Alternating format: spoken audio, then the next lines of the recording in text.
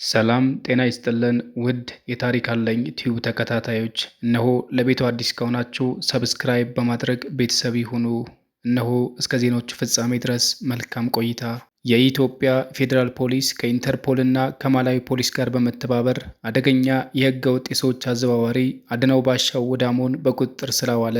የኢትዮጵያ ፌዴራል ፖሊስ ከኢንተርፖል እና ከማላዊ ፖሊስ ጋር በመተባበር በበርካታ የሀገራችን ወጣቶች ላይ ከባድ ኢሰብአዊ ድርጊት ሲፈጽም የቆየው አደገኛ ሕገ ወጥ የሰዎች አዘዋዋሪ አድነው ባሻው ወዳሞን በማላዊ ሀገር በቁጥጥር ስር እንዲውል በመደረግ በሕግ ተጠያቂ እንዲሆን ወደ ሀገራችን እንዲመጣ ተደርጓል። አድነው ባሻው ወዳሞ በቁጥጥር ስር ሊውል የቻለው ከግብረ አበሮቹ ጋር በመሆን ከማዕከላዊ ኢትዮጵያ ክልል በተለይም ከሀዲያና ከከምባታ ዞኖች በርካታ ወጣቶች ሕይወት እንደሚያሻሽል በመሐላና በአጉል ተስፋ በማታለል በሕገ ወጥ መንገድ ወደ ደቡብ አፍሪካ ሲያዘዋውር መቆየቱ ፖሊስ በሰውና በሰነድ ማስረጃ አረጋግጧል።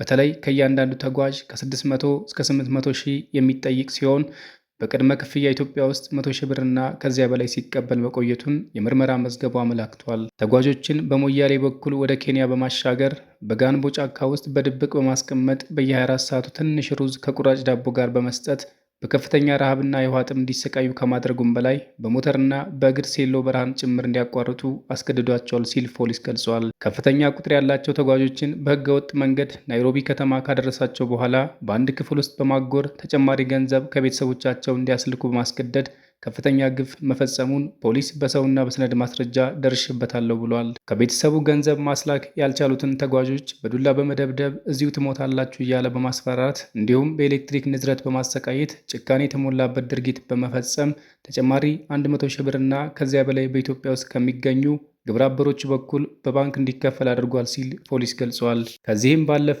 ተጓዦቹ ከናይሮቢ ወደ ሞምባሳ ከዚያም ወደ ታንዛኒያ በዕቃ መጫኛ ኮንቴነሮች በተሳቢና ከኋላ ክፍት በሆኑ በሸራ በተሸፈኑ መኪኖች ውስጥ ከፍተኛ ቁጥር ያላቸው ተጓዦችን በመጫን ታንዛኒያ በሚገኝ ጫካ ውስጥ ጥሎ በመጥፋት ለአሰቃቂ አደጋ ዳርጓቸዋል ሲል ፖሊስ ገልጿል። አብዛኞቹ ወጣቶች ደቡብ አፍሪካ ሳይደርሱ በተለያየ ሀገራት ፖሊስ ቁጥጥር ስር ውለው በሕገ ወጥ መንገድ ወደ ሀገር መግባታቸው እስከ 3 ዓመት በሚደርስ እስራት እንዲቀጡና እስራቱን ሲጨርሱ እስከ 170 ሺህ ብር ከፍለው ወደ ኢትዮጵያ መመለሳቸው የፖሊስ ምርመራ መዝገብ ያመለክታል።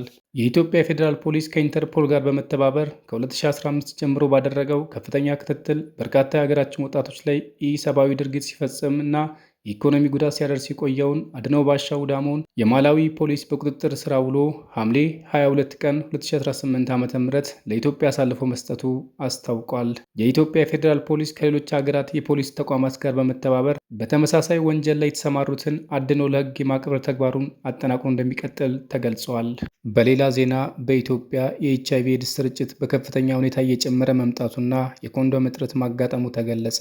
በሀገሪቱ ቫይረሱ በደማቸው የሚገኙ ሰዎች ቁጥር 700 ሺህ መድረሱ የተገለጸ ሲሆን በተለይ ዕድሜያቸው ከ14 እስከ 24 የሆኑ ወጣት ሴቶች እና የዩኒቨርሲቲ ተማሪዎች ለከፍተኛ ተጋላጭነት መዳረጋቸው ተጠቁሟል። የኔትወርክ ኦፍ ኔትወርክስ ኤችአይቪ ፖዘቲቭስ ኢን ኢትዮጵያ ኔፕ ፕላስ በሰጠው ጋዜጣዊ መግለጫ እንዳስታወቀው አሁን ላይ በሀገሪቱ ከፍተኛ የኮንዶም እጥረት የተከሰተ ሲሆን የኤችአይቪ ኤድስ ስርጭትንም በስጋት ደረጃ እየጨመረ መጥቷል። በሀገሪቱ ከግማሽ ሚሊዮን በላይ በአሁኑ ወቅት ደግሞ እስከ 700 ሺህ የሚደርሱ ሰዎች የኤችአይቪ ኤድስ በደማቸው ውስጥ ይገኛል።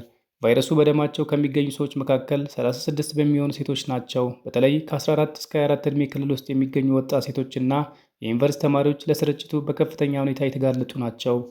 በአገሪቱ ያለው ከፍተኛ የኮንዶም እጥረት ለስርጭቱ መጨመር ተጨማሪ ስጋት ደቅኗል።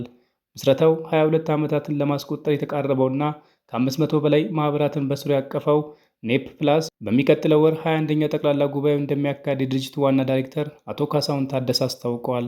ይህ ጉባኤ በአሁኑ ወቅት ትኩረት በማጣቱ የተዘነጋ የመጣውን ነገር ግን አሁንም የብዙዎችን ሕይወት እየቀጠፈ የሚገኘው የኤችአይቪ ህመምን አስመልክቶ ሰፊ የግንዛቤ ማስጨበጫ ስራዎች እንደሚሰሩም ይታወቃል። በተጨማሪም ድርጅቱ ከዚህ ቀደም 2 ጊዜ ያካሄደው ስቲግማ ኢንዴክስ ሪሰርች ጥናት ተከትሎ አሁን ላይ 3ኛው ዙር ጥናት እያካሄደ እንደሚገኝ አስታውቀዋል። በሚቀጥለው ወር በሚካሄደው በዚህ ጉባኤ ላይ ከጤና ሚኒስቴር፣ ከተባበሩት መንግስታት ድርጅት እና ከሲቪል ማህበራት ድርጅቶች እና ከኔፕ ፕላስ አባል ማህበራት የተወከሉ 100 ያህል እንግዶች ይሳተፉበታል።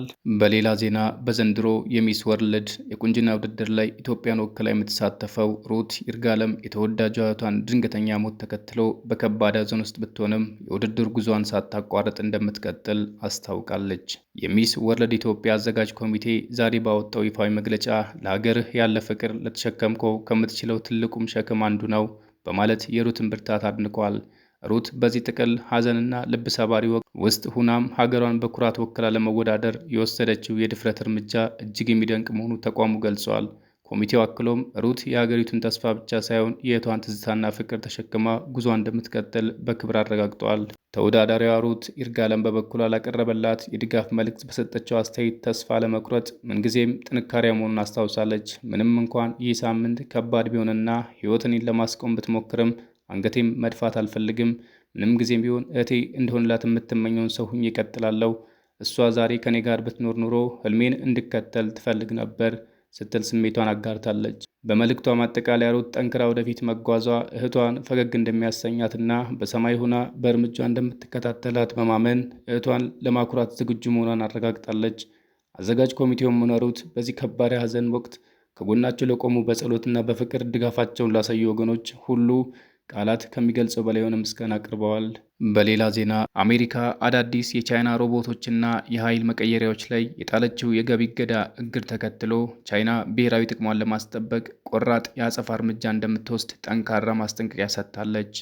የቻይና ንግድ ሚኒስቴር ይህን አሜሪካን ውሳኔ ቻይናውያን ኩባንያዎችን የማግለልና ማፈን የተሳሳተ እርምጃ ነው ሲሉ የኮነኑ ሲሆን እርምጃው በአስቸኳይ እንዲነሳ ጥሪ አቅርበዋል።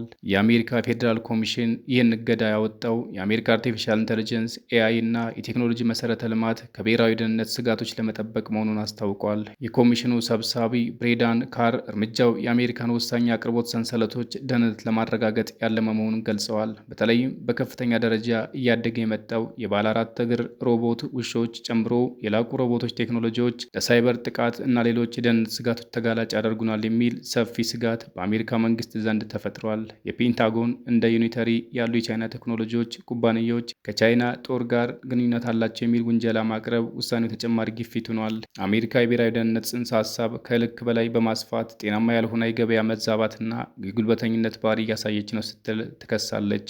የቻይና የውጭ ጉዳይ ሚኒስቴር ቃል አቀባይ ማኦኒንግ ይህ አይነቱ የገበያ ጥበቃ አሜሪካን ይበልጥ ተወዳዳሪ እንደማያደርጋትና ይልቁንም የአሜሪካ ኩባንያዎችና ሸማቾች ጥቅም የሚጎዳ መሆኑን አብራርተዋል። ቻይና ሕጋዊ መብቷን ለማስጠበቅ አስፈላጊውን እርምጃ እንደምትወስድም አሳውቀዋል።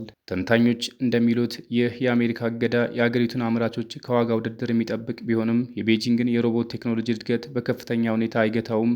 መረጃዎች እንደሚያሳዩት ቻይና በሮቦት ማምረት ዘርፍ አስፈሪ የበላይነት አላት።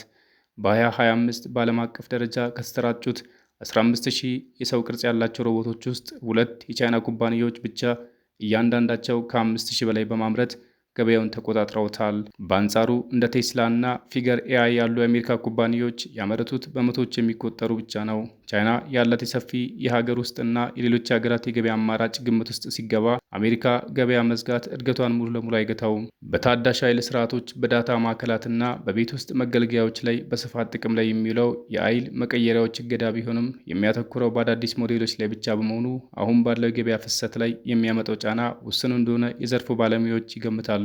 ይህ የቴክኖሎጂ እገዳና ፍጥጫ መጪው መስከረም ወር ይካሄዳል ተብሎ የሚጠበቀው የዶናልድ ትራምፕና የሺጂንፒንግ ጉባኤ ቀዳሚ ውጥረት መንስኤ እየሆነ መጥቷል። ከዚህም ባሻገር እገዳው እንደ ኢንቪዲያ ባሉ የአሜሪካ ኩባንያዎችና በቻይና ቴክኖሎጂ አምራቾች መካከል ያለው የትብብር ስራ አደጋ ላይ የሚጥል በመሆኑ ጉዳዩ ከሁለቱ ሀገር አልፎ በዓለም አቀፍ የቴክኖሎጂ አቅርቦት ሰንሰለትና የኤአይ ልማት ላይ ሰፊ መዘዝ ያስከትል ይችላል።